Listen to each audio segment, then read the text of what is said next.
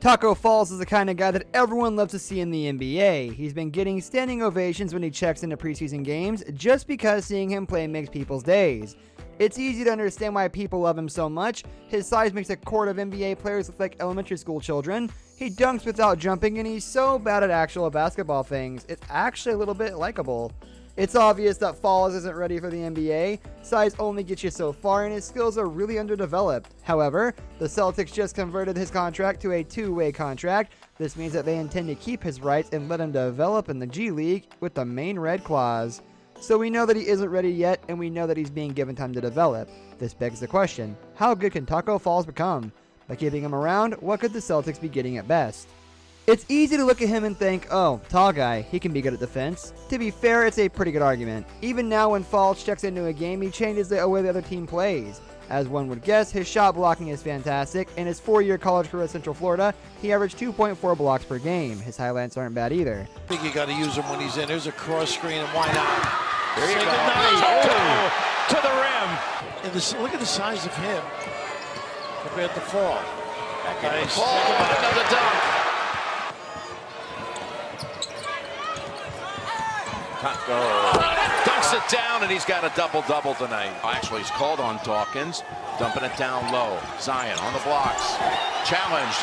And it is Tacko Fall. One zip. Over the top. Tacko underneath. And one. Dude, able to cover so much distance, and I like this right here. You got to tackle. Oh, they lob it. Allen, 5 points of the second half. Looking for more. Ball with a slip. Say goodnight. Tacko for the 5th time. Jake shots. They don't get back. Tacko, Delorier on him. No foul call, but another dunk. There's another defensive upside of Tacko Falls. He straight up removes offensive options. By putting him in one spot on the court, you take away all nearby shots. Also, since guys don't like to post up on him, he can eliminate a big that likes to play the post. This can make things much easier on a defensive scheme. The thing is, Falls needs some serious development before he can make his living off defense in the NBA. His height means that he has a tough time reaching down, so dealing with ball handlers can be problematic. Not only that, but his footwork needs to take some precious leaps. Footwork is probably the reason that Tacko doesn't get quite as many rebounds as he should get at his size. In his college career, he averaged just 7.7 total rebounds per game.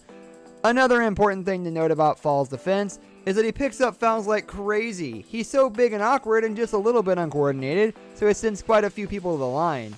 If Tacko Falls improves his defense, it could make him good enough to be the second unit guy off the bench. That said, a bench player is probably Falls' ceiling if his identity as a player becomes defense-oriented. At the moment, Tacko's defense consists of positioning near the hoop, taking a high pass, and dunking. To be fair, it's very effective at his size. In fact, Tacko dunked his way to 10.1 points per game in college. The thing is, this won't work as well in the NBA. Guys are bigger and can keep him away from the hoop. When Tacko has to dribble the ball to move, or worse, shoot, problems arise. Falls will probably never become a great shooter. It shouldn't surprise anyone if he never makes a single shot outside of 10 feet. The thing about his size is he might not have to. It's incredibly easy to get him the ball inside. Just throw the ball up. And once he has the ball, he only needs to learn a couple moves to become a reliable NBA scorer.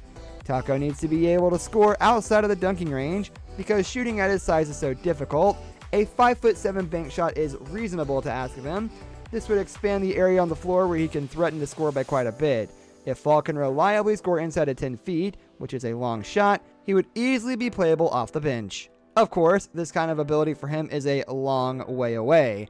Much like on defense, Fall's footwork has to improve by quite a bit in order for him to be reliable. His ball handling isn't quite good enough for him to be able to maneuver through defenders. Improvement in that front would allow him to score from farther away, as well as make him more viable on the pick and roll. With improvement on this front, Fall could certainly earn a spot in the regular rotation. Making an NBA starting 5 is actually a little bit possible for Tacko Fall.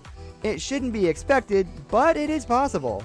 If he gets a lot faster and more precise with his legs, it would have to be good enough with his size to keep up with the NBA bigs defensively. This is asking a lot of someone that lanky. Also, dribbling and shooting skills are harder to build at his size than one could ever imagine. We also have to remember that Tacko hasn't been playing basketball for that long. He started playing sometime after he was 16 and then played a 4-year college career. Compared to the rest of the NBA, this is a very short time to learn the game mentally. It will take a ton of G League games for him to be able to start thinking about the game at an NBA level. So, while the answer to could Tacko Falls ever become an NBA starter is yes, there is another question to be asked. Will Tacko Falls ever become an NBA starter? Likely not.